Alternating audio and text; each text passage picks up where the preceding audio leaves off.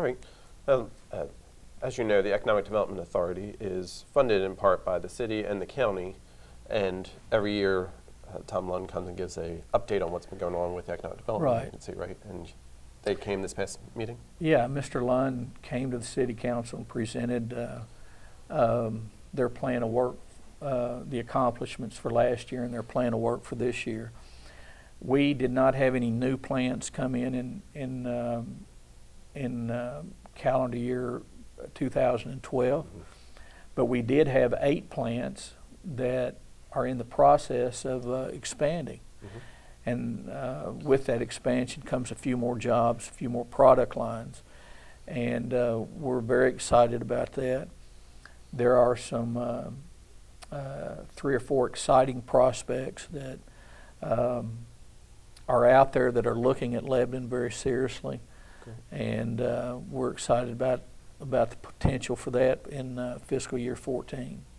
So it's a very positive report. As Mr. Lund pointed out, the Office of Economic Development, this is the 20th year in a row that they have come in under budget, which says a lot for the management and the realization that tax dollars are spent on economic development. And yet, at last count, we had 38 factories, plus or minus a few in this community. And most of those, several thousand jobs, over 5,000 jobs, would not be here if it hadn't been for our Economic Development Office. These things just do not happen on their own. People have to go out and lobby and work and twist arms and talk to our politicians, because we have to have money to lure them here. We have to have land to lure those companies here.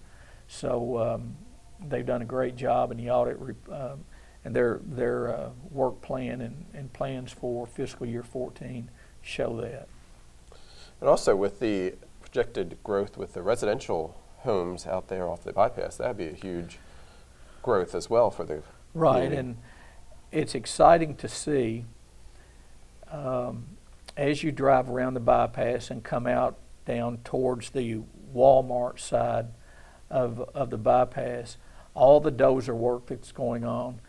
And I challenge you to look at other communities and see how many of those communities you can see dozers out building houses and plots for houses and putting in streets. And it's something that we are very, very proud of, that we've been able to bring that to Lebanon, and for the company that has invested the money and the time and their future in making this project a success.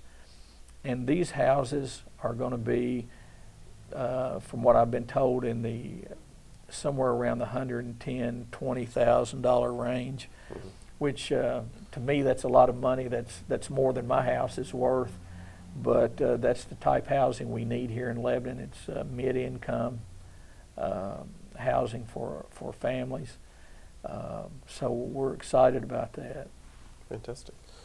All right. Also, we had talked in the past about the drug issues that have been being addressed by the county and the city and economic development as well. Right. How's that progressing? It's progressing. This last month, I had 2 meetings with representative of groups that are highly interested in being a part of that.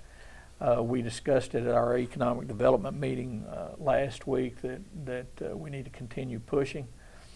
As I've said from the get-go about this time last year, when I personally started getting involved in it, that this is going to be a long, drawn-out process. We have to educate ourselves. We have to find out what the partners are in the resources that we can count on, and then we have to come up with plans of action. That does not happen overnight. And so it's coming to fruition that we're getting ready to put the group together. One thing we're very proud of is that the city of Lebanon now has a drop box at the police station, where that anybody that wants to get rid of drugs or hypodermics with needles, they can take those there, drop them in that drop box. And I think the last report I got from our police chief Brady, we had over almost 5 pounds of pills that were disposed of in that facility so far. And we got a grant. We have a portable incinerator. Oh, good. That material is taken out, and we take it to that portable incinerator, and the temperatures reach to a point where it just leaves dust, and then we can take that dust out and do whatever we want to with it. But the leadership of the city of Lebanon and the leadership of Marion County, your judge, your magistrates, your city council, and myself, economic development, the school system, all of those people are on board that we need to continue to push for the education of our parents, of our youth, and that we do everything we can to get into the prevention business rather than trying to deal with it after the fact, because we know that that is the toughest part. But we're going to continue that initiative, and I know Attorney General Conway was here back in January, I think, or February, high school, and met with the high school. I met with Superintendent Hamilton last week about having the U.S. Attorney for the Eastern District to bring in the heads of the FBI, the DEA, and the ATF, and come in and talk about these issues here in our community.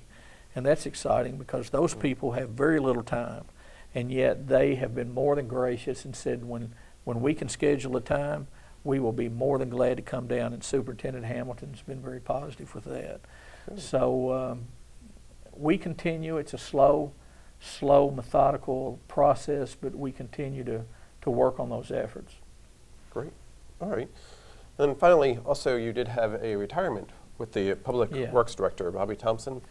Yeah, somebody whom I think very highly of, who has been an extremely good supervisor and a loyal employee of the City of Lebanon.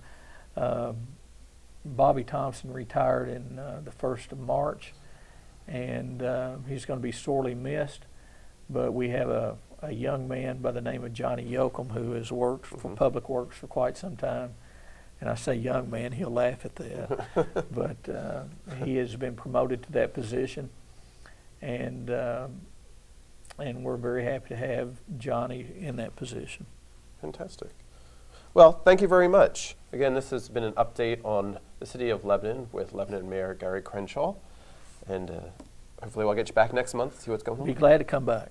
Thank you very much. Thank you. All right, this has been Gary White, Central Kentucky Television.